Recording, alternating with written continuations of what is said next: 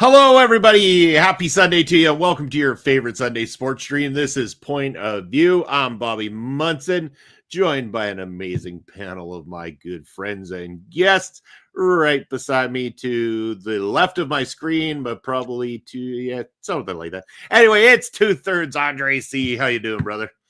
I'm doing. Just woke up, watched some news. I'm not feeling good today. I was supposed to go out and do some stuff, but I don't feel good. So I'm just here to talk to you guys, and then I'm gonna probably go talk to you guys, record something else, and then pass out again. Talking about the title of the video that I made that you questioned a little bit because of the contract not having gone anywhere or anything like that. Just so everybody knows, we'll get into it soon. We're mostly talking about the dilemma of McDavid's contract over the summer, the talk of the summer and stuff like that. We have all sorts of other talk for you, including some of the football news and rumors, some stuff involving, I believe, some MMA talk that we were just talking about. So we'll get to it soon enough. But over to the right of my screen, you know him. He talks a lot. His name is Mark, and he is back on the show because we also got a cool video to play this week with him back here, too. Oh, bollocks. I forgot about that. I literally have forgotten about that until now. Oh, we played your David Beckham tribute last week. You know, that one went over well. Yeah. I've had a bit of a rough week. Bobby knows this. I lost my shit a few times this past week or two. Bobby knows this, but I'm going to be someone who, if I do this show, I'm always very open. I'm very honest. I like to make sure that you get my feelings raw. Bobby sometimes doesn't like me doing that, but at the same time, I feel like if I'm going to be open and honest with everyone, I feel like you need to hear. And it all comes down to a certain conversation that happened privately. I'm not going to talk about exactly the conversation that happened with that behind closed doors, but there was a conversation that happened which made me feel ganged up on about a certain topic. And it felt like I wasn't really being listened to and stuff like that. And then I spoke to Bobby and he was like, you've got to look at it from a different perspective. And you've got to look at it in a certain way, which then I went and listened to it and looked at it in a different perspective. And where I can understand what I don't like and what I will always be very vocal about is that if I don't feel comfortable in a certain situation, or if someone tries to force their agenda on me, I very much go, right, fuck this. I'm going to go full on attack and piss you right off. Because I feel like if you're not going, and if you're not going to, and I always say, if you're not going to listen to both ways of things, then what's the point?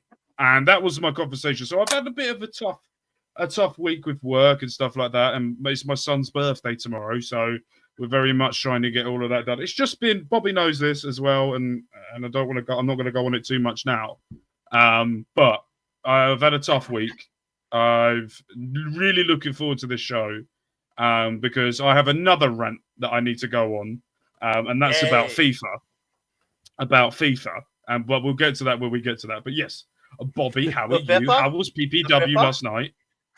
PPW was very interesting last night, to say the least. So here's a few quick rundowns because, of course, for those who don't know, for the additional content moving forward on the PPW channel, because we are getting caught up to real time on the match releases.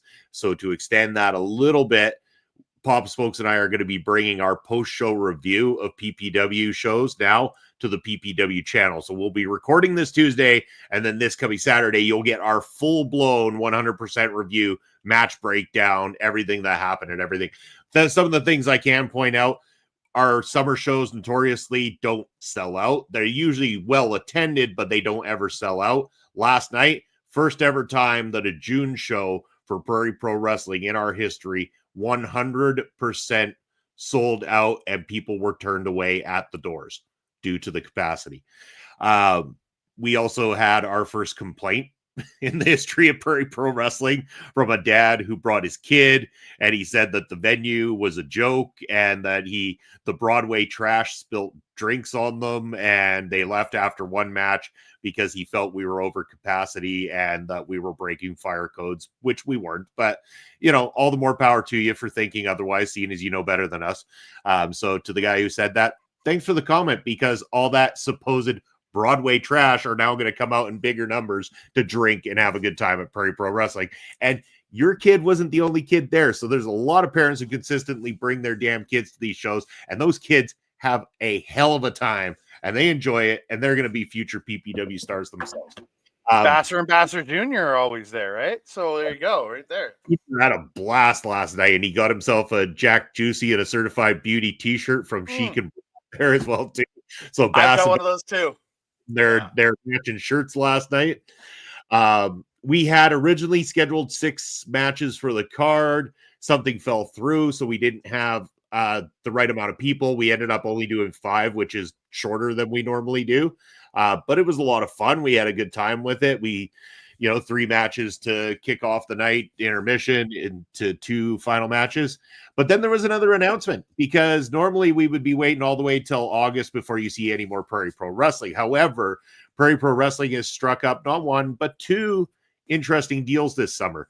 So on July 25th and the 26th, you will be able to see some busy Prairie Pro Wrestling action. If you're not able to join us in Saskatoon, you'll be able to catch it inevitably on the YouTube channel once I've got it edited and ready for you, like we normally do.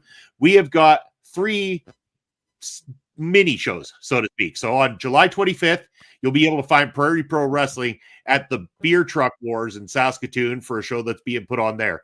We will then have to tear down the ring, take the ring on the Saturday, the 26th, over to Cairns Field in Saskatoon, where we will be doing a 1-hour mini show for the team, the Saskatoon Berries, the baseball team here. We will be doing that show there. I think that their mascot's going to have some involvement, all of course, sorts of fun like that. And then immediately after that's done, we strip that ring back down. We take it back to the Beer Truck Wars for night number 2 of the Beer Truck Wars. So we're going to be back forth with PPW stuff over a 2-day period. It is going to be wild. It's going to be busy. But the best part is PPW doesn't put up the bill for any of this stuff. This is people asking us to do the shows. So we just have to set up, we have to work, and we have to take down. That's our duty. We don't have to set up chairs. We don't have to worry about any of that stuff. So all of that stuff that we do, like that I go there at 1:00 in the afternoon on show days to set up. Morning, Basser. Can't believe you're awake, brother. But I also, funny, here's a funny story. And I got a text message from Basser probably sometime middle of last night. And it was a quote from Bass Jr. that says, "Things I learned at PPW. I did not know and can't believe that Papa Smokes smokes."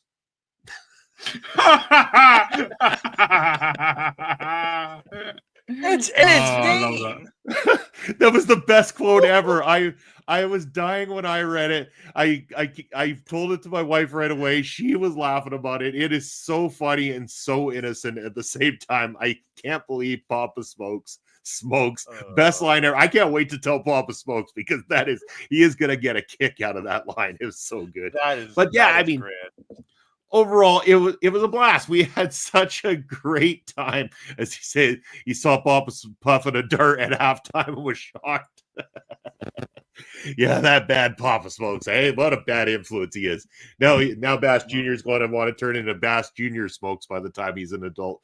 Hopefully not. His dad's been an inspiration. Bass there, not drinking, not smoking, not doing any of that kind of stuff these days, and making sure that he's a good influence for Bass Jr. Maybe Bass Jr. will want to one day get Papa's signature to do some pro wrestling training down the road, which would be great. But hey, we had a blast. It was fun. The kids had a great time. The drunken supposed Broadway trash, as our negative reviewer said, had a great time. I mean, and I was asked, like, are you going to pull the negative comment down from the Facebook page that this guy said? I'm like, hell no. It's like, we have fun. It's like anytime someone trolls us on YouTube, do I pull the messages down? No, I'm going to keep your stupid ass messages there for everybody to see, and then we're just going to troll your asses back. That's what it comes down to. We are going to fire back like a rain of fire on your ass for even making the comment. If you didn't like it, fine. If you don't feeling comfortable with a big crowd like that, fine. But don't go telling us, oh, we're blocking the fire exits. No, MFer. We didn't block the fire exits. We had the damn doors closed, and we have someone watching, because a lot of drunk people like to go out there and piss in the alley. And we don't accept that kind of stuff. If there was a fire, we'd kick the goddamn doors open and make sure that you got out safely. We have been doing this a long ass time. We know how it operates. Don't tell us we're over capacity. We have a clicker at the door for a reason. We do not breach capacity ever at Prairie Pro Wrestling. If we did, we'd make a whole lot more money than we already are making. So thanks for coming out. Thanks for giving us your 60, 90, whatever bucks it was to go and then leave after one match. Thanks. Appreciate it. Moving on. Catch mine and Papa Smokes' full review of Prairie Pro Wrestling coming this Saturday on the PPW channel. But gentlemen, why don't we start things off with the topic of conversation here first? Connor McDavid is the subject to contract talks, and that's why I made the title what it is. They're calling it one of the biggest contract things of the summer, and I know Andre will have a little bit more insight to, Connor McDavid and the Edmonton Oilers, who came up short again, unfortunately, in the Stanley Cup Finals. Where does this leave McDavid? Like, Andre, I got to ask you, is Connor McDavid going to re-up with the Edmonton Oilers? Does he need to stay there to accomplish the big goal of lifting that cup there? Or is he going to entertain offers from teams that maybe they didn't get there this year, but they're that one player away, that one goal scorer away, the quality of a Connor McDavid, where if they had him, they might become one of the most lethal teams in the NHL? Yeah, it's a weird position because, you look at Connor McDavid, how ingrained he is into the city. He played his entire career here, right? Since he was 18 years old, he has been in this city. He's on his he's just finished year 7 of an 8-year deal, worth I think $12 million a season. I want to say, around there. And he's got one more year on that deal. Now, Edmonton, they have the potential. Again, this is 2 years in a row they went to the final. Mm-hmm. They have issues. Their team, they have a defense issue, and their goaltending, is very good, but they don't have a superstar goaltender. You know what I mean? Their goaltending is very good. They have a good one too. But again, I can't say it's not superstar because again, they made it to the finals 2 years in a row with this goaltending duo. But you look at it and it's a defensive problem. It's a team cohesion problem. It seems like, again, I'm not 100% sure, but you wonder when a guy's played here for 10 years now. There's a 3-year entry deal and it's 7 years so far. He's been here for 10 years. He's had 2 shots of the cup of this team. Does he believe they can do it? Does he think this team can keep building? Because again, they have to invest in defense, right? And then with Draisaitl in his new contract this year, this upcoming season, that's a lot of money off the board. And does the team invest? Do they invest? And do they go and look to try to bring in a couple really strong defensemen? Do they look at Brad Marchand, who's everybody is expecting him to go to Toronto now, but he's a free agent as of July 1st, right? You look at a Brad Marchand, do you look at a Sam Bennett, do you look at guys who have had serious success in hockey to bring up the team? Yes, I know those are forwards, but do you look at buying guys out of their contracts to bring other people in? Do you look at those things? And that's where Connor can sit there and just watch what Edmonton does in the summer and just see what moves to make and make a decision in the fall. Because then he has a whole another year on his contract. But if you go in, if we're hitting the preseason, he still doesn't have a new signed contract. Then you got to wonder, is this man there for a long time? So I want to flip it around before I get Mark's opinions on this, though, too, is that, I mentioned the idea that other teams might be that one Connor McDavid player away from being able to go the distance and possibly win the cup. If he stays, is Edmonton that maybe 1 or 2 players away defensively or in the goalkeeping situation away from being the ones that could finally turn it around and take the cup instead of just being, the bridesmaid every time? It's interesting, though, isn't it? Because if you think about it, I know this is coming from someone who knows diddly squat about this situation. So I'm going to go off this as in a football terminology, the way that I can think of it, is a similar situation to what Reading are going through right now, where we've had 14 contracts that have been offered to new players. That we predicted probably half of them will probably be signed. But then you've got to look at the situation, and then you've got to look at Edmonton. So if we're going to go look at this as like a team perspective, is he the star player that has dragged Edmonton to where they are now? Mm-hmm. Is he the star man to get to where he is? So then, in my opinion... Him and Draisaitl are the anchor. Okay, so... And I'm guessing that with salary cap, you guys have salary cap in the NHL because everyone in North America leagues have to have a salary cap. So I'm guessing that salary cap is in there. So then the question then becomes, does Edmonton want to keep the two players that have failed in the finals that are apparently their star players, or do they let those two players go and build an all-round team?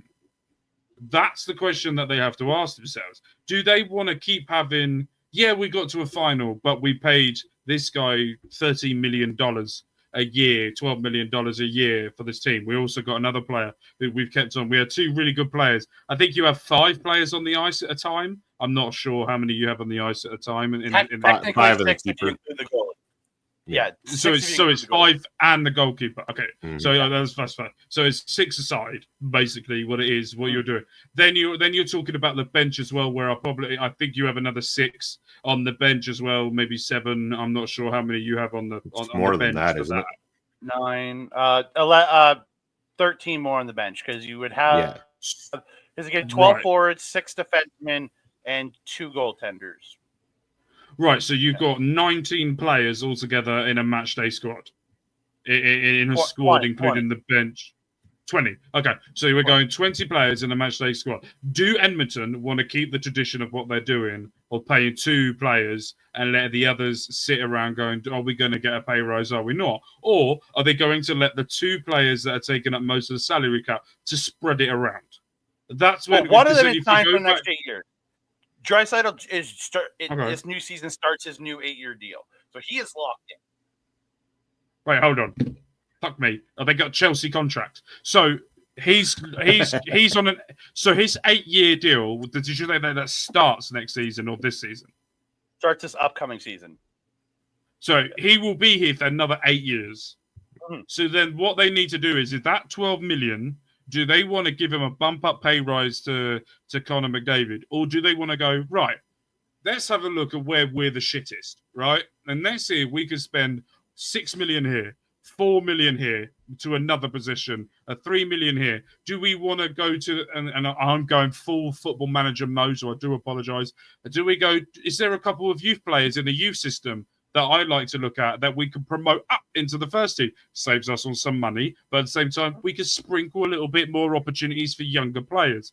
That type of thing. I think if we're going to go on sport and the history of sport, I think if you look at the recent Super Bowl winners, let's go with salary cap sports, okay? And let's go with the NBA. You've got 2 teams in the NBA finals in Oakland and in the Pacers that are 4-4, 3-3. 3-3. They're going into the final game that's coming up soon. They are a team that has won, but they spread the money out. Tyrese Halliburton is obviously the main one for the Pacers, but they spread it out across. You've also got as well with Oakland, you've got, I don't know his name, but he just won the MVP of the league. But then he was a bit of a shock, but then they spread it out across the board from what I've seen. It's the same with the NFL. You look at the Eagles. People don't like Philly, but you look at Eagles. They have got a star, but doesn't take up the whole of the salary cap. He takes up a partially of it, but they spread it across to all of the parts to make sure that everyone is into it together, the same as the Chiefs. Then if we're going to go over to England, you've got the same over here with Liverpool. You have one star, but they spread it out across everywhere else. City, don't do that. You have a star, they pay you, and they give you the big bucks for it. Manchester United, let's not discuss them. But let's not get into that. But I think if you're Edmonton and if you're looking at things, you've got to go, what is out there that can replace McDavid? Is there a star man or is there a potential superstar? How old is McDavid? Sorry, I don't know ages. I'm just asking. It's 28. So NHL players to play to what age? Is there a rough age? Okay, push so like 40 maybe, right? Yeah, like it's depending on your skill level and Right. like how good you are. Like some guys will be retired by the age of 35. Carey Price retired at the age of 30 or 35, but that was again due to injuries and outside factors took him out of the game early. But a lot of guys will and some guys will play into their 40s. This guy was it Yager played in? It was like 45, 46, which Yeah. is So in a lot of sports so that's it's very old. so Right, basically he's got 12 years roughly to say that yeah. he's still got an NHL career. So then he will have to look at who's giving me the best option. Is he going to go to Toronto and do something with them where he can maybe do a remarkable thing and get them a trophy for the first time? Will he go to somewhere down south in the Americas, not Florida, because I presume they're salary capped up, winning it 2 times in a row? But And they are don't gonna go need him. That's the thing. Florida No, doesn't they need him. don't need him. So then, Well, would he go to Vegas? They will if Bennett and Marchand leave. They will. Yeah, but why then screw will with they? a winning Why would they formula? leave? Like, I mean, if they can hold on to those guys, why screw with a winning formula? It's proven itself 2 years in a row. No, both those guys are free agents as of July 1st. That's the Oh thing. shit. They're in Okay, well then negotiating they are in a negotiating situation then for sure. Yeah. But again, yeah. So then he might go down to Florida thinking, if you can't beat them, join them. That type of situation. But Oh, then, man, but but then that- he will Marchand also. Yeah, but then you've got to think about is he more worried? So this is when it comes into character. Okay, but this is when you question the character of the person. Is the character of the person someone that wants to go and get the bag, or is it someone that wants to get the trophies? It's one of those situations, right? You look at different characters in the NFL. Tyreek Hill, he left the Chiefs to get the bag, and then Miami, so fucked from that, and then everything else from it. You look at Erling Haaland, who had the choice between going to different places, but he went to Manchester City. Did win the league. He's just had an off year this season. I would say they're going to be back next year with the signings they're making and stuff like that. It's all about, or are you one of those players like we're getting a lot now, where you've got the opportunity to go to Saudi Arabia to get the money, whether you are getting that money, you're tripling your salary, and you've got the opportunities to not only feed yourself for a lifetime, you can feed your great grandchildren for their lifetime as well. So Yeah, it's except all for about guys like Bruno said no to that. Yeah, the dumbass. So it's very much. I would take that you money kiss and that run badge. any day You of got, the week. no, I'm coming for gold with Manchester United. To hell with your stupid Saudi money. If I look at that Manchester United team, I'm thinking we're very close to winning a trophy in a year or two. Hey, Yes, they've still been winning trophies, just not this season. Yeah, but again, Yeah. You look at Connor because again, this is a guy who has very much is part of this. He's not from here; he's from Ontario, but he's part of this city. He's been here for 10 years. He's in hey, Bobby Stats, how you doing, brother? But he's ingrained himself in the city. The city is Connor McDavid. Like he is so synonymous with since his first year when he joined us, he was already producing for Edmonton in his first year. He was showing up doing incredible things. And I just looked it up. His girlfriend's opening a bar here in the city. So the girlfriend's she's investing in or fiance or whatever. She's investing in this. They're investing in the city, and they're doing things like that. So, but again, like any sport, I truly believe every person that enters the NHL or enters the NFL, enters the NBA, enters the English Premier League, whatever sport you're in, you want to win a championship. That is your ultimate goal as a sports player, whether you're in a single person sport or team sport. Your goal is to win the top prize, be the best, right? And while Edmonton can do it, they've shown the fight to get there 2 years in a row, have performed it consistently well in the playoffs, getting eliminated in earlier rounds, but performing well in the playoffs in the past bunch of years. It's can Edmonton put the right piece together?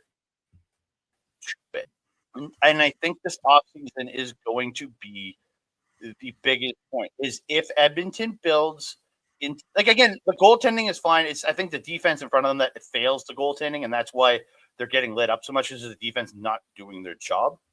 If they can build the defense, get a couple people in, maybe bring up some young guys from the foreign teams and stuff, and get like for the third line, and bring a guy or two in for the top line D.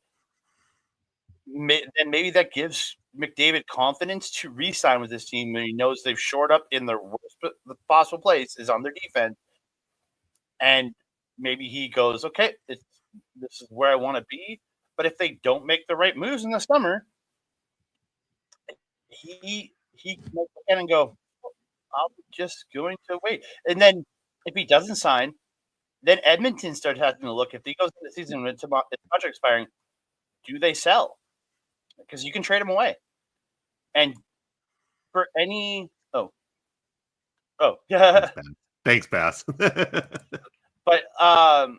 But any, like, if you're Edmonton and you have Connor McDavid who's possibly not coming back, if you go into next season with his contract not signed, you trade him like partway through the season to a contender team who, if there's a team's readily going to make a shot at the finals or at the Stanley Cup, are going to pay out the asshole with draft picks and everything to get him. That's the other thing. They'll sell the farm for him to help him shore up their offense. That's the thing. So it's both sides is going. If he doesn't have a contract going into next season, it's very much like, does Edmonton sell? That's the question. It's a tough one. Or did they do what they were good at in the first place, which when they got McDavid, he was an unproven youth player at the time. Now he's one of the best in the world. So again, if they go after that defense, if they can get, I would say he's a proven player. He's the best person to. I legitimately think he's one of the best players, probably since Wayne Gretzky, to ever play in the OHL or in the Ontario League. Fair, but I mean, it's one of those situations where it was like he was really, really strong, like you say, in the OHL, which you would assume could relate over, but there's that opportunity, and Mark and I know it from footy, where you take someone out of a comfortable situation that they're in and put them in a different situation, and suddenly they aren't the player they used to be, kind of thing. And I mean, I know it all too well with Manchester United's purchases over the last fucking decade, but that's the thing. I know that person in Montreal is Alex Galchenyuk, phenomenal player coming up in Europe, in Russia, and just could not produce in the NHL. Just could. I'll keep pressing the wrong button. Sorry, Bobby. That's all good. No, and I mean, again, like in some ways, like for Edmonton's sake, definitely hope that they are able to keep him and build around that team to set them forward. Because here's the thing, this is probably the most exciting that Edmonton has come across, in quite some time in terms of like where they're at right now. This is probably the most talked about in Canada that the Edmonton Oilers have probably been since the days of your Mark Messier, Wayne Gretzky, and the cup winning Edmonton Oilers team of the time kind of situation. And I think that also brings more eyes to the product as well too. So I think McDavid becomes very much like, say, we talked about Sir David Beckham last week, where a lot of teams that brought Sir David Beckham in didn't just bring him in for his skill. They brought him in for the amount of publicity and eyes on their team and the money. Like when LA Galaxy signed Sir David Beckham, he sold more jerseys in 1 week upon his signing than they had ever sold in the history of the club collectively. One man sold more jerseys in 1 week than the club had sold collectively across their entire time. It's a smart money move sometimes to hold on to a star in terms of the eyes on the team, the money and the revenue it brings in from advertising revenue and stuff like that, and filling the seats. If people are excited about a superstar, they come to the games and they come to see them play. Yeah. And I think that's where Edmonton has to evaluate it kind of thing. It's like, could you get a good amount of money? Like, could Connor McDavid get a good amount of money to move on? Yes, but if they give him enough money, they can keep filling those seats. They can keep playing deep into the Stanley Cup playoffs, if not right to the finals, which gets them more games, more fans, more opportunity. It's a tough situation. Either way, what it comes down to is like the headlines reading that I was looking at here this weekend. Connor McDavid's contract is going to become one of the most talked about things this summer in terms of sporting contracts. And like he could, like, I think this past season's max contract possible, because it's 20% of the league of the salary cap is what one player is max. I think this past year it was 17.6 million. I think that rises to closer to 18 for next, like, after with the new salary cap, the cap's being raised up to 95 million this year, which is because the NFL salary cap is almost 300 million. So yeah, big difference. And the basketballs is very high too, a la the NFL. Hockey's is very, very low. But it's just, you look at that and you go, this guy could make, if he resigns, possibly making roughly $18 million a year. The other factor is he didn't show up a lot in the playoffs. Like, he had some good assists, but he wasn't scoring. Yeah. But again, and I'm not going to like hate on him for it. He did what he did, and he produced well. He had good assists in there. He just didn't show up the way he should have in the playoffs. But that is what it is. Leon Draisaitl, again, if Connor was to leave, you still have Leon Draisaitl in this city, who is just under Connor McDavid as a star in this city. So okay, so let's go back off what you said and let's give some stats to it. So according to the AI on Google, says the maximum salary allowed for an NHL player in the 2024-25 season is capped at $17.6 million. The highest paid player currently is Austin Matthews of the Toronto Maple Leafs, with £16.7 million. And then if we go on stats as well, according to the 2024-2025 NHL website, in 22 games played, Connor McDavid, in the 2024-25 season, 22 games played, he got 7 goals. I presume A is assists, because A is assists everywhere else than any other thing. He got 26 assists and 33 points, or points, I presume. So so he got a +3, and his careers so far in I don't know if that's just for Edmonton or his whole career. He's played 96 times in the playoff, got 44 goals, 106 assists, 150 points. That's a +31 for someone who's 28, and he's born in Toronto. He's a left-handed. He was a first-round pick as well for them. To me, if you're looking at this and looking at stats wise and looking at everything, I'm going by. So this is what I do, Football Manager wise, and this is what I do with Reading. I look at stats and I come up. Sometimes I look at the players, sometimes I don't. But for this, but for someone, I don't know if that's a good stat or not. But in my brain, that to have, what was it? Hold on. 26 assists in 22 games shows to me he's like the Kevin De Bruyne of playoffs. He knows where to put the puck and do it.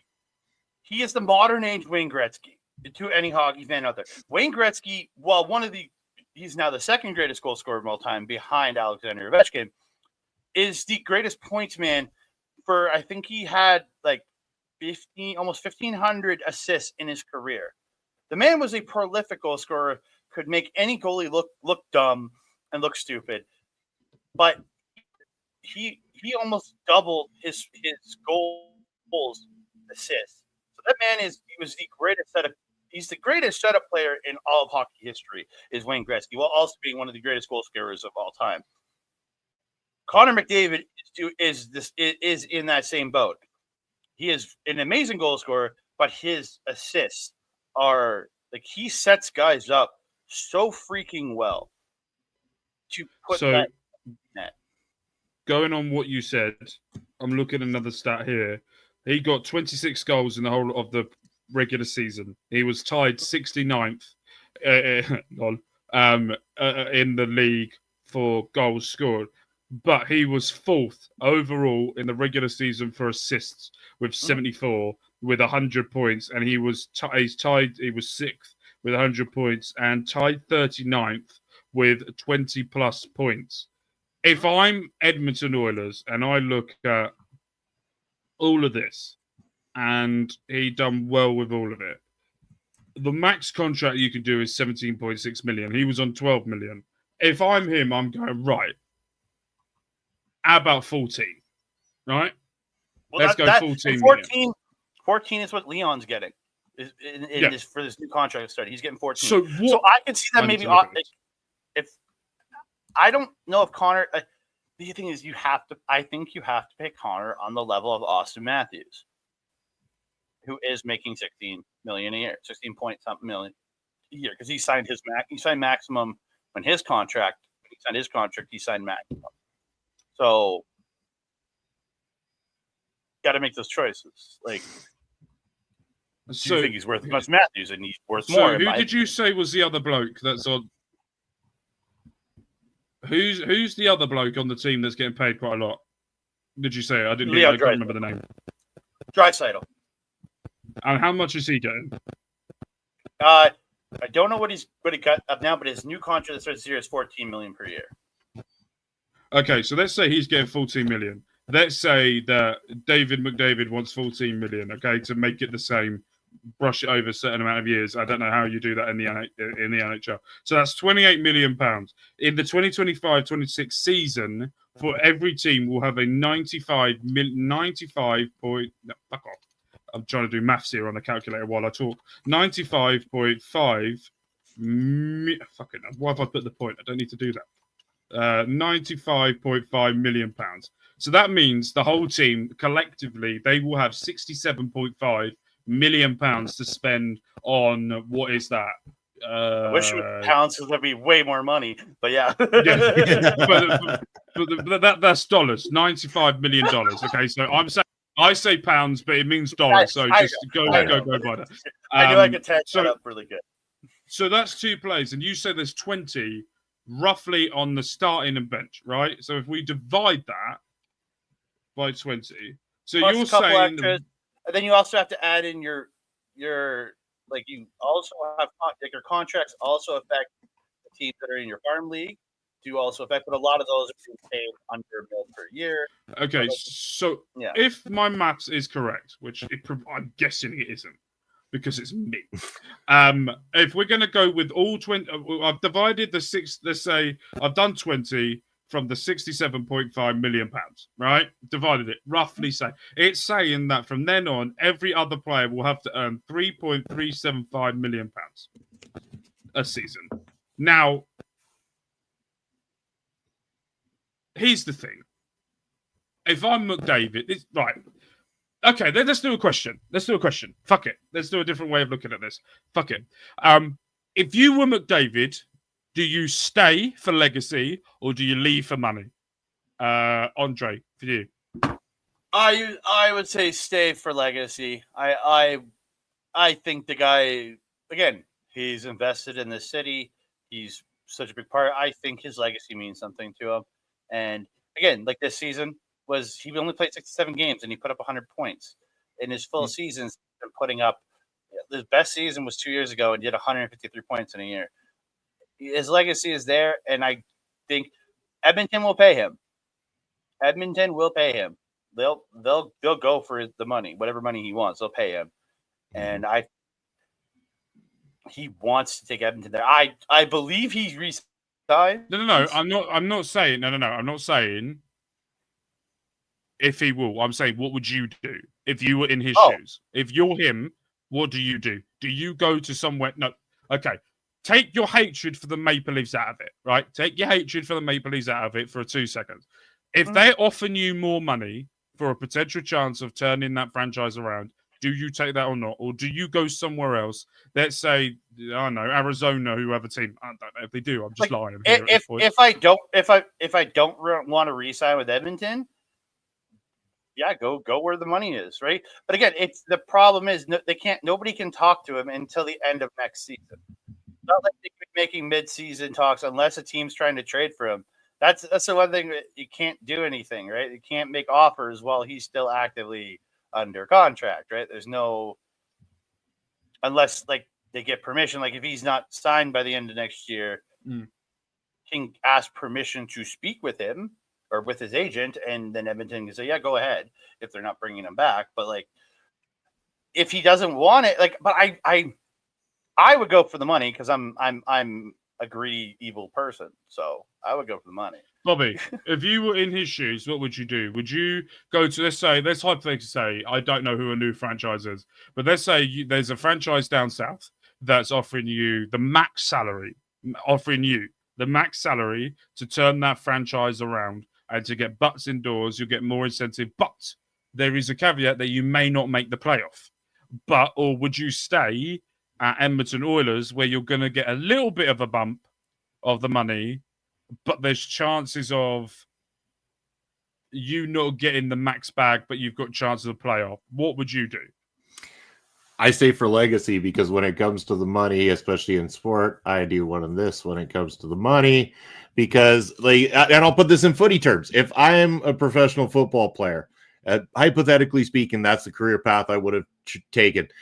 I'm playing for whatever team it is, and I have an opportunity between going to the club I love, Manchester United, where they're struggling, or Manchester City, where you know there might be opportunity to be playing Champions League and win all these trophies.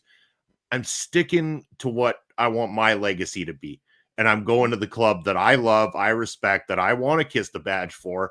It doesn't matter if the other team's throwing triple the money at me. I'm sticking to what I love. Let's change the circumstances for you then. Let's change the circumstances for you. You're not playing for Manchester United, okay?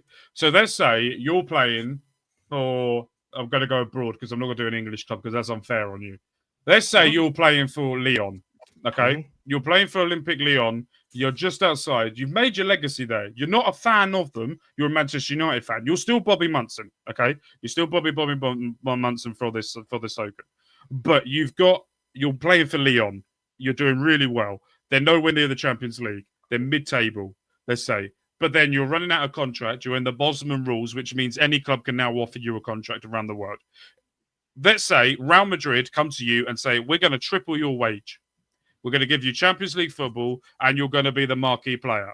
Lyon come to you and say, we can't do that, but what we can do is give you a 20% increase on what you're on right now, and we're also going to make you are already the face, but we're going to throw more of the face of you on the franchise for your legacy moving forward. What would you do in that type of situation?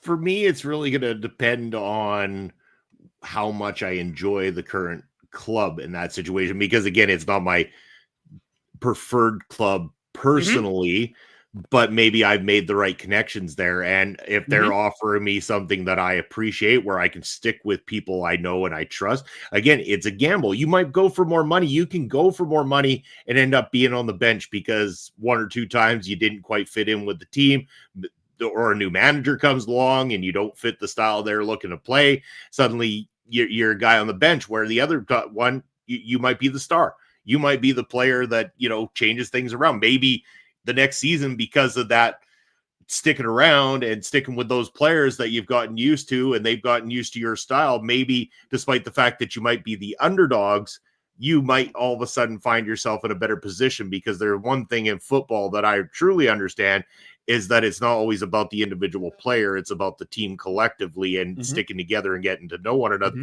So I'm more on the, I've never looked at it like if I would have been a footballer, I would have chased the money necessarily. I would have chased what I felt comfortable with, what I want to play in, what I want to do. And had you thrown it the other way and said that somebody in the Premier League would have reached out, but it wasn't Manchester United, I wouldn't have gone for another Premier League team either, because I would have only ever wanted to play for Manchester United. And if they weren't interested in me, then I would have played abroad somewhere else. And I probably would have stuck to what I felt comfortable with as opposed to chasing money. I was having this conversation. I don't know who, it was with my mum and my wife. We were having this conversation because we were talking about, a couple of episodes ago on here, we were talking about Simone Inzaghi, who was the Inter Milan manager, got smashed in the final. And then 2 days later, Saudi club Al Hilal come in and said, right, you may have been smashed, but we want you to change the face of Saudi Arabia football. We want you to manage them in the Club World Cup. I've got a rant about that in a minute. The Club World Cup, you're going to go up against some of the best teams in the world, but we're going to pay you 26 million euros a season, where he was getting, I don't know, hypothetically saying 5 million a season, because that's roughly what a manager of his level, 5, 6, 7 million, he will get at his level of what you're on. And he took the Saudi money. And then I was having this conversation with my wife. I keep pressing my fucking keyboard and it keeps coming up with that. I do apologize. And we were having this conversation with my wife and my mum when we come over the other day. She was like, right, hypothetically, if my wife was in that situation, what would she do? She said she would stay into Milan because she failed and wants to redo it again. My mum said she would probably do the same. And then they said to me, what would you do? I said, where the money is. And they were like, why? And I said, 3 reasons. And I always stick with these 3 reasons. And it's 3 reasons people don't agree with, but it's 3 reasons in my brain why I would do it. Okay.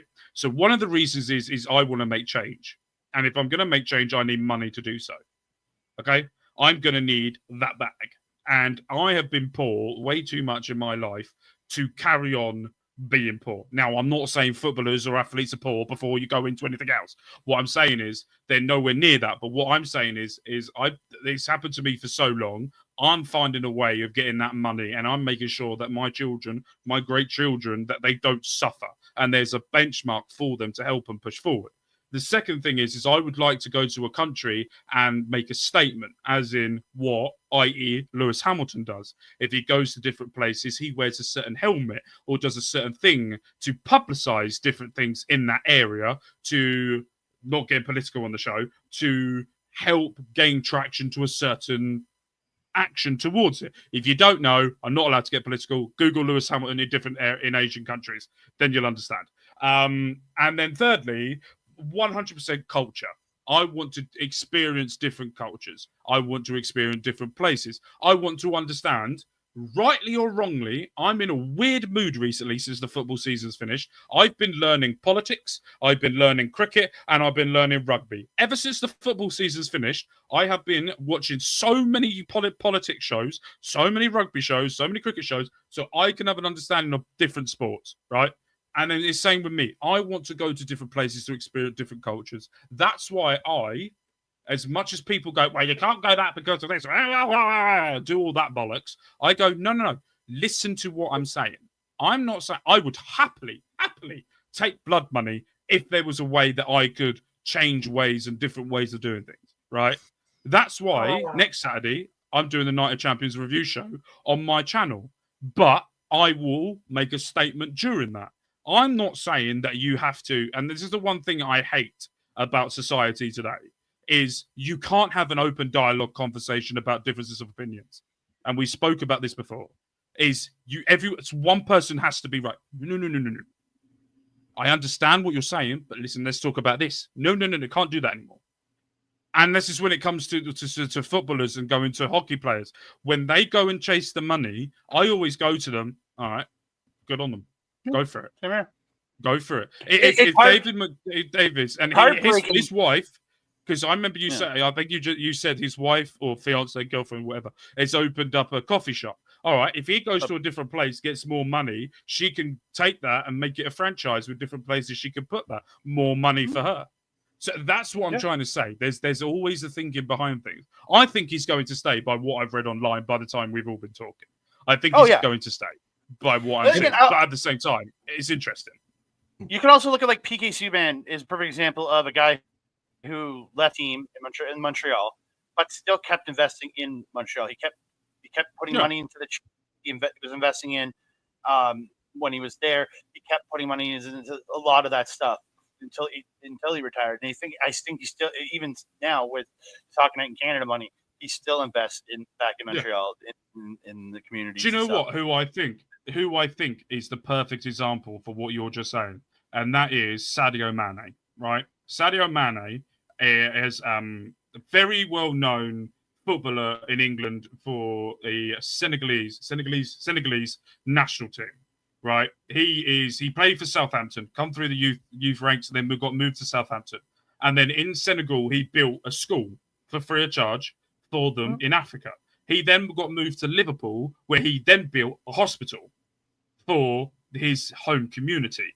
Then he went to Saudi, tripled his salary, and he's built a town centre, a park, different areas for his. So I'm very much of, if you're going to get the bag, use it for a reason. And that's what I'm all about. Ronaldo's going to get the bag because he wants the bag and he wants to make as much money as he humanly possibly can. Fair play. But there are people where there's logic behind going to get that money. And that's when I chirp in and go, think, people, think. Use that thing in your noggin. It's easy. And again, you in your legacy, and again, this guy you're talking about who's gone and gotten the bag, his legacy might not be on the field now. Like it probably is, but the legacy he wants is, let's get the bag and let's make my legacy what I invest. So he made a legacy in football, in English football. He won the Premier League with Liverpool when they haven't won it in 20 plus years. He won the Champions League with them. He won all the cups. It was very much, it got to a point where it was between him or Mo Salah, who stayed, and Mo Salah stayed and he left because they had a bit of a butting heads of conflicts of personalities. So it was very much of one went, but then he went and he's gone to Saudi to play for Ronaldo's team. I think it's Ronaldo's team, Al Nassr. And he's got the money, but then with that money, he's built more hospitals, more schools, more infrastructure in his hometown. But then everyone points to the negative side. And I always look at it and go, right, let's think about this person generally. I'm going to go and get that money because I want to make sure that my kids are going to be financially fine. Right? They're going to be fine. They still have to work. They still need to know what an honest day living is. But there's a backup if they get made redundant or they left school or something, or they can't get to where they want to get to. There's a little push and a little help. If they want to go to university, I can afford to give them that money to go off there. If they want to go around the world to go and learn different cultures, off you go. I can financially help you with that. It's just, I think people need to understand a little. I don't care where the money comes from. It could be from anyone. But if they're going to pay you good money, let's not shit on those people and let's think about why they're doing it. And I think David McDavid, if he stays or if he goes, doesn't ruin his legacy whatsoever. I think it would just expand it a little bit more. And there might be some fans that go, well, you left us. But who cares? But it sometimes depends too. Like I hear where you're coming from, and I'm not criticizing the individual so much as it is sometimes where it stems from politically and within these governments sometimes is where I kind of draw the line with certain ones and stuff like that. And I'm not going to get full into it because that's not what we're about here. No. And it's not so much the individual as it is the collective in some of those cases. Is Sané a good person for what he's doing? 100%. 100%. Yeah. I will never criticize a man that takes the money. It would be like criticizing Sir David Beckham for not even taking the wage the PSG offered him in his final season playing, and he dedicated it all to charity. Like, I mean, there's certain things you can do. Great. If someone's offering you the money and you don't need it and you can do good in this world, fantastic. Yeah. Can you inflict some change? Sure you can, but it doesn't always have to come at the expense of, going certain places or, get it from certain areas and stuff. And you talk about setting up the futures and stuff like that. I think that's entirely possible too, without having to necessarily take the biggest bag. You could sometimes take the medium bag and invest properly business-wise in order to make that bag as big as possible. And I'm not disagreeing with you on that point. I don't disagree with you on that point. But then in my brain, this is how my brain works. Okay. My brain's going, but there's bigger number there. You could have made more there. Why are you taking the medium size when you could have made more? So that's, and I agree, there are players that will do that. But what I'm saying in my brain has always got any job, even if I've gone for a job interview, is if I've had two jobs offer me a job, I don't go for culture. I go, which one's offering me the most money? right? See, and I do the complete opposite. Because I will take a decrease to be happier. That's the thing. I will take a decrease to be happier because I would rather be happy in my own life than miserable with money. So I have found no matter job that I've ever done, I'm never happy. So I always find my. I can defend Bob's position perfectly. I was a tradesman for 10 plus years, making, and by the end of it, I was making over $40 an hour. I don't make that anymore. I left for some personal issues, and then I decided not to go back because I wasn't part of it. I wasn't happy. So yeah. I had a job where I was happy, but I made fuck all, or I made a lot less, which then I couldn't do stuff. So then I took a job where it was a lot more money, but then I always had this thought in my head of, it don't care what goes on at a job. But I went through therapy at this point, and I was very much zen with everyone at this point, where I was very much, you can do whatever the fuck you want. I'm going home at 5 o'clock, and I'm going to do the thing I enjoy when I get home at 5 o'clock, and that's see my kids and my wife. So I'm very much of, that's my mentality. That's where I've got to. Okay, we're going to make this. We're going to make this last bit about this because I know you want to do the World Cup rant, Club World Cup rant, and we're hitting the hour here. So I just want to say before you say that, based on what you just said to me right there about going home to see your kids, is the money worth having that taken away? If somebody offered you the big money, but your time with your children would be very limited or non-existent just because you're setting up a future with them, is that worth the biggest bag? Or is your time with the kids more valuable than the more money? It depends on the situation. It would all depend on the situation. So, and we discussed this as well when we were talking about Inzaghi going to Saudi. And I was very much of hypothetically saying, would my wife and my kids come with me? And the answer is no. So it would be, would my wife and kids come out and visit once or twice a month, whatever it is, while I'm out there? And we do it, and then all they have to worry about is nothing. There's no financial worries. There's nothing. For 2 years, I'm getting, how much is he getting? 26 million a year. That's 52 million pounds in 2 years. 52 million euros he's getting in 2 years. In 2 years, would the 52 million euros be better than what I'm doing right now? And the answer was, we couldn't come to one because I was very 50-50. I was very much, but then at the same time, I know if it was in front of me, I would probably take the money because then I know in 2 years' time, when I come back, I haven't got to worry about anything ever again. I've got kids. We could go on holiday wherever we want. We can go to places wherever we wanted to do. I've got everything financially stable where I can go out to Saudi. You can see this with managers as well. If you watch managers that get signed to Saudi clubs, you'll see this. They only ever last 2 seasons, or they only ever last a season, because what they do is they go out there, get the big paycheck, and go back to their home country and work. That's what I would do, right? I would then go to Reading, or I'll go to someone in the lower league and just have a bit of fun then to finish off my career. Get a lower team, get them up there. That's what I would do. It's different to everyone else, but then it would also be, I could also say on this show, I wouldn't take that money. But then if I saw a check in front of me with all those zeros on it, I don't know how I would turn that down. Oh, I agree. I get where both of you guys come from. It's a fun chat. I've been in all the situations, and again, I understand it, man. Like, if somebody came to me and offered, like, I really like where I work. I like the people, I like the environment. The job is fine. I really like my environment. I'm paid okay. But if somebody came to me and offered me a big ass paycheck to do another job, and it might be shittier, I might take it because, again, paychecks are great. But again, I don't know. Life is funny that way. You never know what you're gonna do. So. But the funniest thing is as well, I would also agree with Bobby as well. If, like he said, if he was at Manchester United, he wouldn't leave. If I'm playing for Reading, I'm not leaving. So I'm very much in that situation as well. You're not leaving. It's very much. I would never. Absolutely. So if I'm playing for Reading, no monies in the world could tempt me away from playing for Reading. It's the same with Bobby. No monies could tempt him away from Man United. But if I'm playing for Leeds United and Saudi Arabia come in, I'm off to Saudi Arabia because that's probably a lot nicer than Leeds anyway. But at the same time, Yeah, dig at Leeds.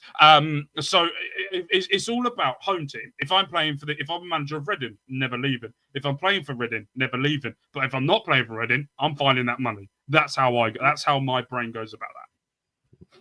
And again, comes down to personal choice. Like I said, like I would stick to what I enjoy and love, even if that were the case. I'm not necessarily going to chase the bigger money. I'm going to go to what I know will bring me joy, happiness throughout, and reasonable. But with that said, because we are just over the hour, let's move on to the Club World Cup. This will be our last topic of this particular week. I know there's been lots to talk about, but we've always got next Sunday. So Club World Cup, Mark, rant it away, bring us out.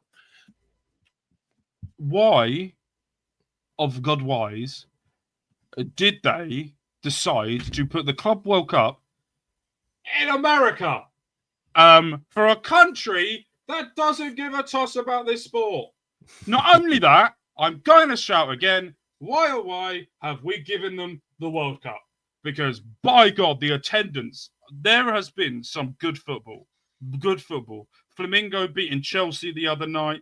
You had Al Hilal that drew against Real Madrid. You had not Barcelona. Who was the other team? Benfica struggling in their group as well. PSG winning and then losing the other night as well.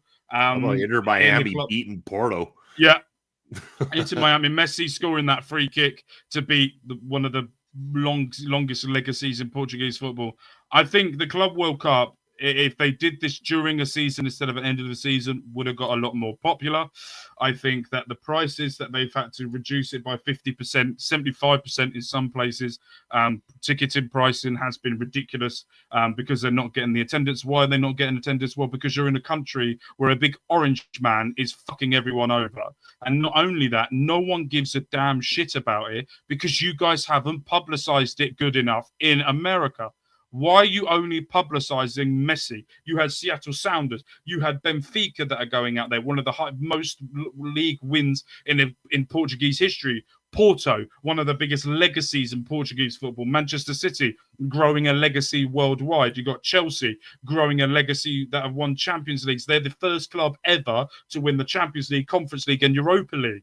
Not only that, you've got some of the biggest South American clubs in the world with Flamingo out there and Palermo's. Not only that, you've got the biggest Asian stars in Saudi. You've got Al Hilal with Simeone Inzaghi out there. You've got the biggest Japanese side, biggest South Korean. You've got an Australian side that the goalkeeper is part-time for the team and is a warehouse delivery driver in his spare time. He's losing money going to America to do the Club World Cup, but they're not publicizing it enough. You dumb bastard. How can you have some of the best players in the world? I watch most of the games. I love watching football, so I watch most of the games. I'm currently watching cricket. I watched rugby the other night. British Lions, please smash the Aussies. Not only that, England have got an excellent test series against India. That's more publicised than the fucking Club World Cup. The British Lions is more publicised over here. The rugby, and it should be because it's men putting their bodies on the line, than it is for the Club World Cup. I watched one of the games on DAZN last weekend after me and Bobby finished on here. I went games before the race started last weekend, and I'm watching this, and I'm like, man, there's not a lot of crowds. Where's this at? And I didn't even have any idea it was in North America until partway through the game, and then they talked about, I can't remember where the hell they were, but they talked about where they were. I'm like, oh, this is over here? Okay, I'm not surprised about this crowd. This game was also at like 8-0 at that point. It was like, oh, you were watching the Bayern Munich game, where they won 10-0 in the end. Yeah, it was insane. I ended up turning it off before the end, but yeah, it's mental because we've got in the world where we've got people that are playing sport in their homeland where there's a war, and they're getting publicized. You've got people who are fighting every day to be in a sport, like rugby players, putting their head first into everything. You've got some bold bastard who's in charge of FIFA who thinks it's a good idea to give 150 million. Not only that, every club that turns up and plays a match will be getting $20 million. How did they get that money? Who the fuck knows? Because they're not getting it from ticketing pricing or sponsorship, because no fuckers turned up. It's literally like having, all right, hypothetically saying, it's like having an interim champion and a proper champion, but the interim champion's a little bitch and retires when now there's a proper world champion, and because the interim doesn't want to fight. See how I put two sports together? John Jones, Tom Aspinall all the way. And it's very much that you've got that happening at Club World Cup. You've got some of the best footballers in the world. All right, PSG demolished everyone in the Champions League. Stadium's half empty when they're there. How is a PSG side getting half-empty stadiums? Atletico Madrid, one of the top 3 Spanish teams of all time, half a stadium. It's mental, and it angers me how they've done this so wrong, and there is no planning or thinking behind this. Sorry, Carol. I'll give the comments on this as we finish this up here. I'll say that the problem is, especially in North America in general, and more specifically in the United States, as opposed to generally North America, because Mexico, I would imagine, be pretty well attended for a lot of things. Absolutely. Canada, depending where in Canada, that's always the tricky part with Canada. You come out to the West here, and we love to go to sports and drink. We don't care what sport it is. We brought a goddamn lacrosse team here to Saskatoon, and we sell the arena out every single time because it's beer and sports. Because Edmonton didn't give 2 shits about it. That's why it's in your city. No, because Edmonton begged and pleaded and said they were, and everyone knew that Saskatoon would sell more beer at those shows. But what it comes down to is, especially in the States, there's a lot of sports. There's a lot of sports to choose from, and the prices of tickets are so high that footy itself is never their most publicized sport. That's the biggest issue. It's NFL, it's NASCAR, it's things like that. It's, all the stuff that they've been more accustomed to over the years, that footy has struggled for a long time to get the traction that it deserves in America, and aka North America in general. I with the actual World Cup coming 2026 summer here in North America, I don't doubt that Western Canada, like Vancouver in particular, those matches will probably be decently attended. Out east, we'll see. More so probably traveling fans from outside of the country that'll probably attend those more than anything. In the U.S., I'm really not sure with the U.S. games that are going to be on. The Mexico games, I would imagine those stadiums will be right packed in Mexico for the North American side of the World Cup. So I think it's going to be, I think you're going to have some real ups and downs when that World Cup does come here. And I think with the Club World Cup, again, I agree with your rant. I mean, it is bullshit that they aren't being attended. These are some of the best professionals of any sport across the entire globe, and it's not being advertised enough, kind of thing. Do you know what the funniest thing is as well? If you placed this Club World Cup, right, this one that's going on right now, anywhere in the world, i.e. the World Cup after America, if I'm right, is Saudi. And then I think it's another, I think the World Cup after that somewhere else, I'm not sure. But I think the one after that, Qatar had more people who don't even really watch football, had more people attending a Club World Cup that they had there. This was about 3-4 years ago, than they did in this Club World Cup so far. Saudi would have whole stadiums packed out, and you're not allowed to drink out there. But you would have whole stadiums packed out. Same with Qatar. Can't drink out there that much. But you could still see a game. Anywhere in Europe, that would have been sold out. So would Japan. So would China. But because you've got America, I'm trying not to get political, but there's so much going on in America right now that is happening that football or any kind of sport means diddly squat at this precise moment. Absolutely nothing.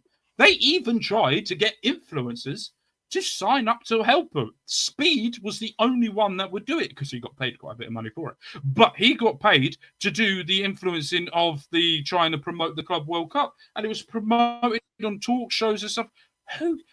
You've gone to the wrong place. You've done the wrong thing. Admit it. America is not the place for it. Don't ever go there again. And that's all you need to do. There you go. Never go to America again. And with that said, that's point of view for the week. Andre, why don't you tell the wonderful people where outside of America they can find you?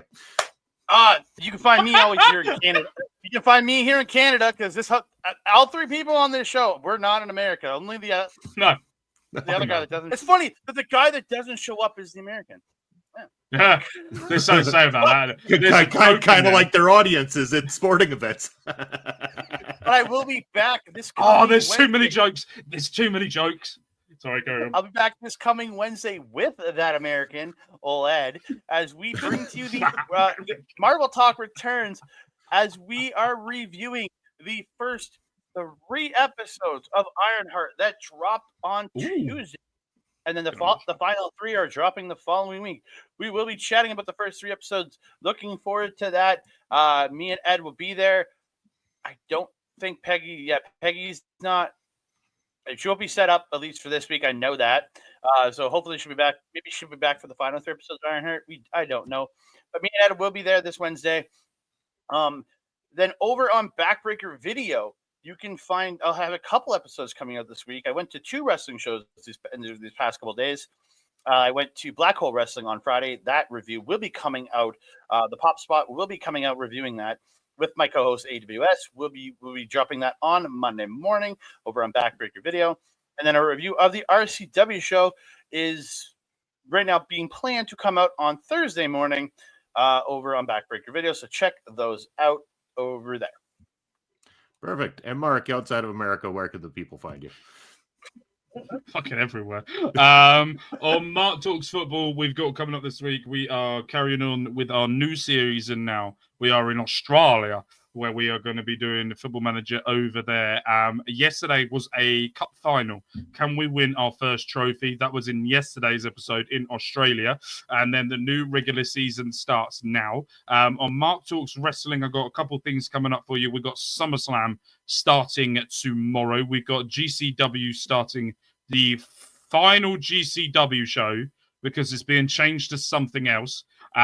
Is tonight. That will become all more apparent during SummerSlam. And not only that, next Saturday, 5 p.m. Eastern, potentially, probably sooner, 10 p.m. UK time, I will be doing on my channel a live review solo, potentially, of Night of Champions. It could be where it's meant to be, but there's things going on right now where they might not be there. So we have to wait and see. But Night of Champions is happening next Saturday. I will be reviewing that on my channel. So make sure you go over there, click the like and subscribe, because I'm doing it solo and it's on my channel. I might have gone rogue with the intro. So you might just want to go and check that out because I went a bit mad with it. So go and check that out as well. But if you haven't already, make sure you follow me on all socials. I am tweeting a lot. I'm basically voicing my opinion on different sports now. I'm learning a lot more about cricket. I'm learning a lot more about rugby and doing that. But Bobby, you did PPW yesterday, but what have you got coming up this week and where can the people find you? Well, like I said a couple of times here today, that myself and Bob Spokes next Saturday on the PPW channel, you'll be able to catch our full post-show review of PPW's Redemption that was from yesterday, so check that out. As for what I got coming up here on OLE, you're going to be able to catch later today me dropping my new video 30 years later as I review music that I grew up with in the past. 30 years later, this time we're going to go find a little bit more about No Doubt's Tragic Kingdom and if it still rocks here today. Tomorrow here on the channel, dropping a brand new program altogether that I got pulled into till I could get slaughtered because apparently people like to embarrass me on video. Myself and Ed doing 2K25 GM mode. So whether or not I can survive a GM mode season, we'll see. First episode drops tomorrow with the draft here on the channel. Then, of course, Thursday, you're going to be able to catch myself and Papa Smokes for Rig Respect Radio. We're going to be taking a trip through the territories and talking all about the Memphis territory. Lots to talk about when it comes to Memphis professional wrestling. That's going to be what I've got coming up. But you can find all those wonderful things here at OLE Podcast with all sorts of great shows across the board for you. Make sure to like, follow, subscribe on the YouTube page. Leave us a comment if you're watching after the fact. And stay tuned for a lot of stuff coming up. In fact, a lot of stuff that's on this coming calendar. Let me play the calendar on the way out. That's us for Point of View. We'll see you next Sunday. Take care, everybody. Never gonna stop, never gonna change, never gonna do the things you say. I run my own way to get there. Things are going that I don't seem to care. In the air, no more crowd, just the opposite kind of few clouds. So tell me this time is coming, so sick of all your lies.